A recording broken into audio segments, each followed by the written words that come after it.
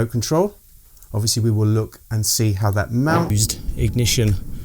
So basically when you turn it on here and put that under there, like,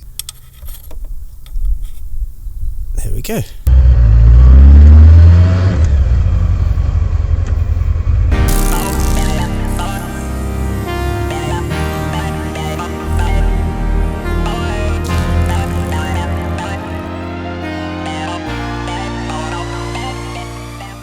Hi everyone. Now, what with all of these CarPlay systems on the market, you know, the Dashcam with the screen, the CarPlay systems, Android Auto, well, what if you just want cameras? What if you just want a high quality camera system? A Dashcam like we have in our cars? Well, Innov do just that. And they have sent me what I believe to be a high quality just Dashcam with GPS and everything system to try out. So, what we're going to do is, as per tradition, we're going to get it unboxed. We're going to fit it, this time to Bumbleblade, and we'll get it out and test it. We'll talk about specs, advantages, disadvantages, and whether this, which is about £300 odd, somewhere up there it's going to be written, is worth it. So, right, let's get on with it, shall we? Okay. So, nicely packaged, isn't it? Oh wow, okay. So there's the recording device, there's your GPS. We'll have to of course work out where it's going to go. There's your remote control, and there are your cameras. And obviously here we have the cabling. Right, here we go. Here's our remote control. Obviously we will look and see how that mounts. Here's the cable and GPS system. Well, straight away though, I have to confess these cables look pretty good. So we have our DVR. Is it called a DVR? I think that's what we always used to call it. And you have cables which are not marked, they are color coded, so I'm sure in the instructions we'll be able to work out what they are. And here are the cameras themselves, and they are sturdy. All of the other units I got are plastic. Now this is aluminium with a UV protected coating apparently. What else do we have in the box? There are two mini boxes in the box. Oh yes, we have a microphone, so you can record whatever. Maybe you can place it nicely so you can hear your engine, or somewhere where you can record people swearing at you. Some brackets and mounts with your adhesive patches. More patches, more mounts. And let's grab the other box. Oh yes, and we have our cable. 3 cables, negative, positive, and your live ignition switch, which of course you need to find on your bike. I'm going to put this on the Fireblade, and I've already identified the live ignition, which I'll show you when we get out there. So there, once again, these are quite thick. I've been quite disappointed with how thin some of the others were on some of the other units I've tested.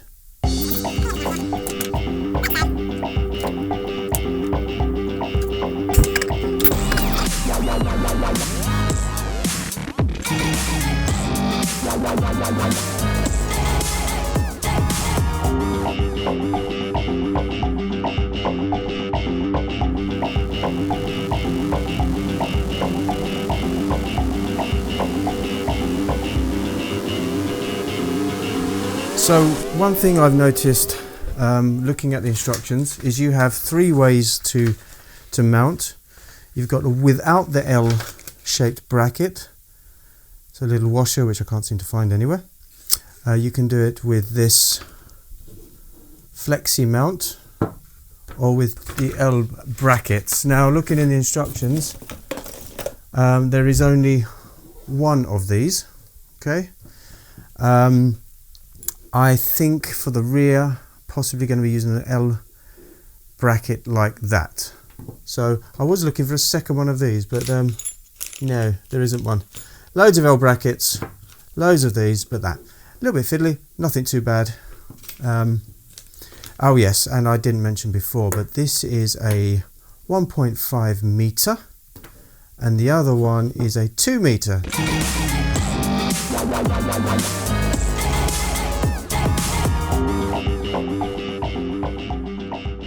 Now in preparation, I know that we have to fit a live ignition feed.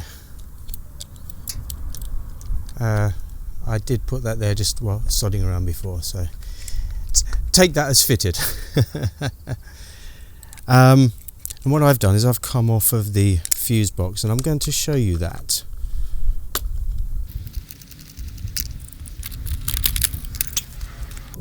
Okay, so what I've done is I have my live ignition there that's coming off the main fused ignition. So basically when you turn it on, it's ready to go. When you turn it off, it's not ready to go. I've got the second part of the plug there to go onto the cable to the K7. Right, let's carry on.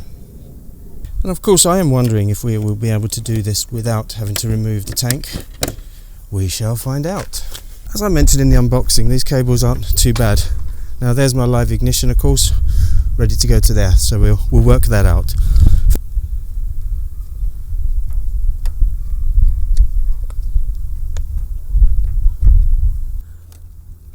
Yes, compared to the other K7 videos, this is one of probably a lot more incompetence than, oh look how good I am, competence and cleverness. But that's my channel. Now that we've got that fitted, we need to work out where we want to put the unit. Now, of course, the advantage of the Fireblade is that we have a boot. Could be that we go in here, maybe like that. We can have our power cable come back into here, and this, of course, the live ignition go to the front. Oh, it's so nice working on old bikes with so much space. So what I'm going to do now is link up the live ignition. Okay, so let's get you in there. It's alright, let's give it a tape on there. If you are an electrician and know what you're doing, probably best to look away when I'm doing this stuff. Next thing we'll need to do is get the camera on. Now I'm going to use this mount here and put that under there like so. I don't know if these are tops or bottoms yet. I'm sure we'll find out when we up or down. I'm sure we'll find out when we get them on. So we've got the little sticky thing here. We'll get that on. First of all, let's give that a good clean under there. Okay.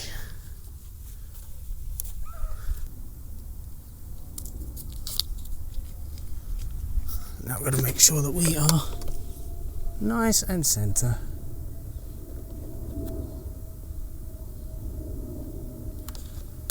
And it's a flexible mount, so if you've got kind of bends in the plastic or whatever, that can be perfect for that. Okay, how does it look? Discreetish? Yeah, not too bad. Not too bad. Okay, so we run the cable up for the front camera. Let me go here, and let's find the one that says front.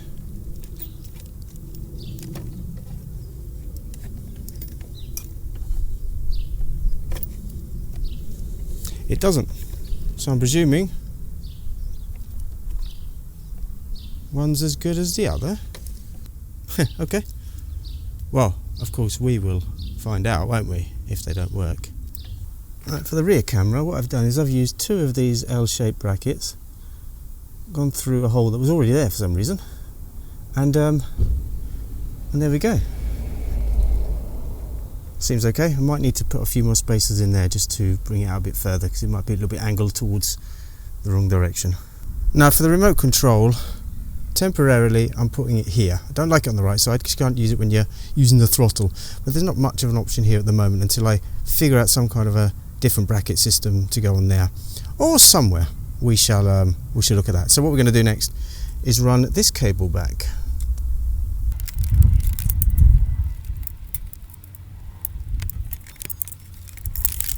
Obviously modern bikes, this would be a right pain in the ass, wouldn't it?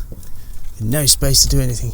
Now when it comes to connecting these, it mentions 3-pin, 5-pin, 6-pin, etc, etc. Now for example, the power, it says a 4-pin and it's blue. That's 4-pin, it's blue, so that's that obviously. This is the remote control that just came up, and it is a 6-pin black. And all we've got left here is a 6-pin black, so, well, it has to be that, doesn't it? Right, GPS. I was thinking of maybe here. Will the metal affect it? Shall I get some Velcro on and put it here? Could do.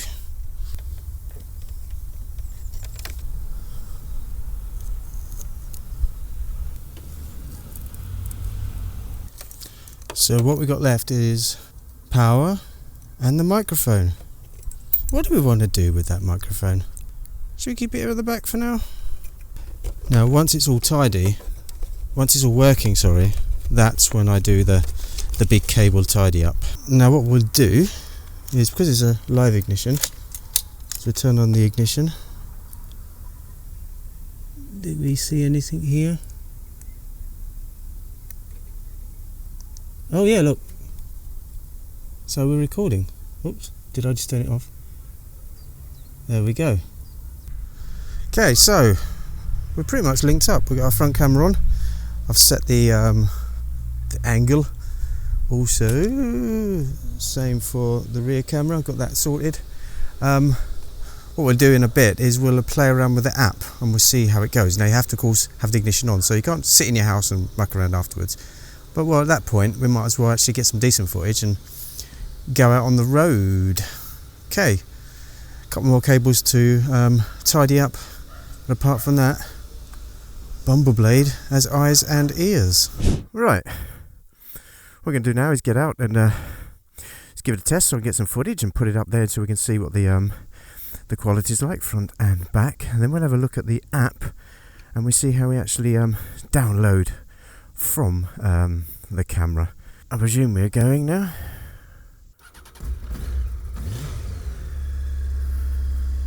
And I've got the green thing on there. I don't know if you can see it with the camera, but that's obviously, I'm presuming it's recording.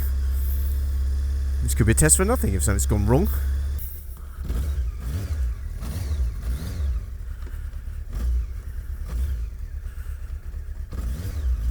And so one thing I definitely want to test is this parking sensor. So the thing's got what's called, they call the G-Shock. So it should, even though it's on a switched ignition, it should film some short clips, 30 seconds or something, not quite sure, if there's a vibration, if somebody moves the bike, or as they call it, a parking sensor or parking mode, if the bike is, I don't know, hit in a car park or something.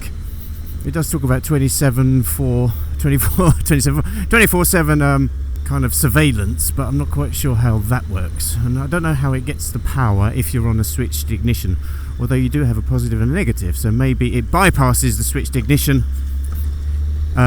in such occasions. So what I'll do now is I'll just shut up, go for a very little ride, maybe up to the shops and back, and then we'll get on to looking at the app. Now when it comes to the app, I have no experience with the app. I haven't played with it, I haven't looked at it, I haven't stood next to the bike and downloaded footage, so it'd be interesting you know, to see just how easy it is to use. And of course we'll look at the various functions. What I'm actually going to do is I'm going to do a little bit of a ride that I did the other day with the cameras on the Aooci, so I can film the same bit and we can kind of see, and I can put that footage up as well and you can just have a little comparison. And that's 1080 resolution.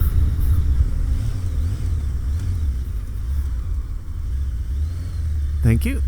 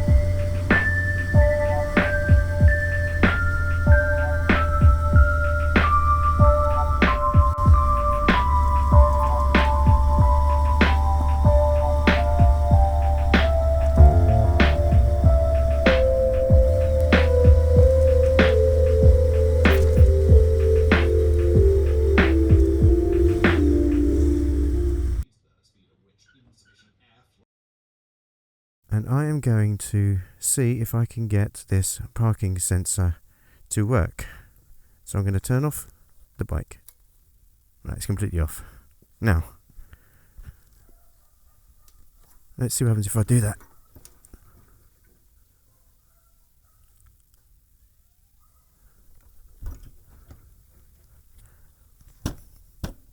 Oh,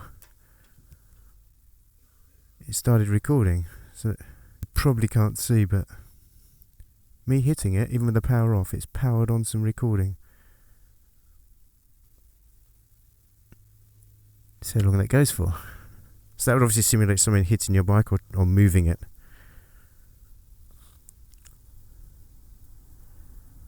Still flashing.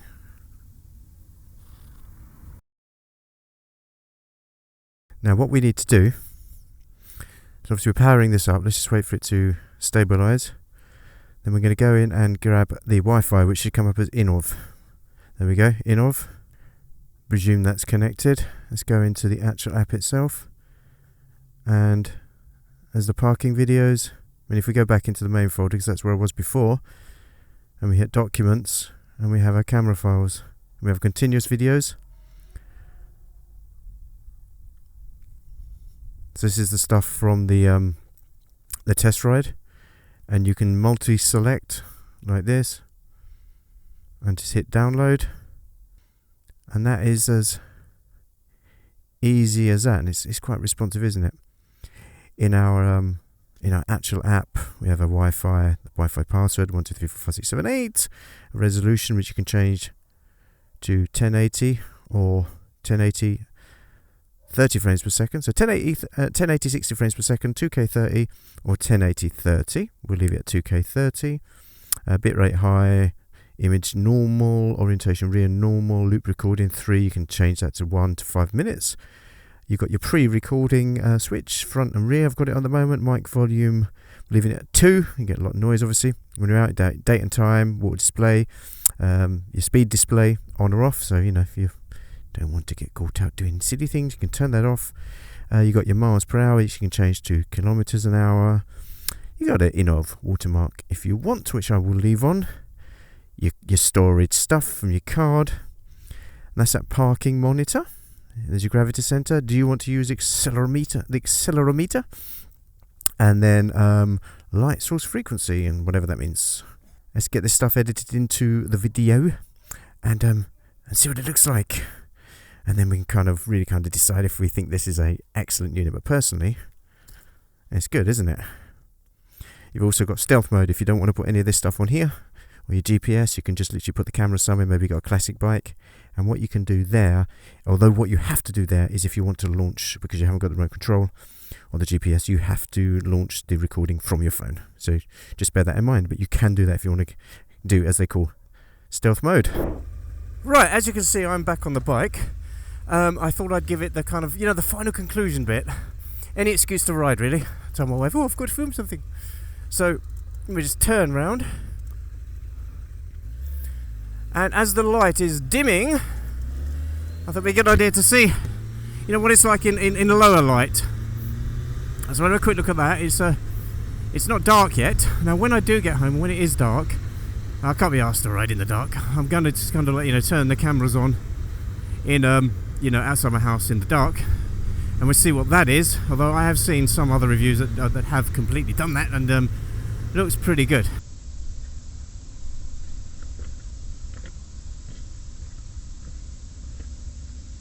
I wonder if you can see me. Can you see me? Can you hear me? Any good? Now, you saw that I did test, or I did a comparison with some footage from the Aooci C6 Pro, and you saw that it was superior. The image stabilization, I would say, is nothing really to write home about if you compare it to something like my action cam, the one I've got on the helmet, the DJI, for example. But pretty good. Great colours, very clear, very crisp. The app experience is spectacular. Compared to, for example, the Chigee, which is good, this really is quick. It's so quick to get that Wi-Fi connection, to view the footage in the app, and then download it on your phone. Super quick. We tested, as you know, the car park mode, or the parking mode, sorry. We tested that, and we saw that giving it a bash, which of course would represent somebody hitting your car in a car park and buggering off, and you've got their number plate, more details.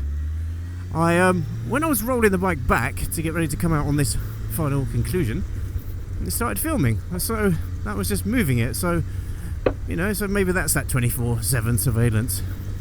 Now, do I recommend the unit? Yeah, I do actually. If you want a clean, high quality camera system, just camera system without the CarPlay, I think this is just absolutely spectacular. Ain't cheap. I mean, it's 300 quid without a screen or anything. But the quality of the components is spectacular. If you are interested, I've got the links in the description below. I've got a discount code as well, though I can't quite remember or worked out how much that is, but either way, it's still cheaper. So check that out. If you've got any comments on the system, any experience or anything that you think is better, please stick that in the comments below. And with that, I'd say thanks for watching the video, especially if you got this far. Please like and subscribe, and I'll see you all on the next video. Bye.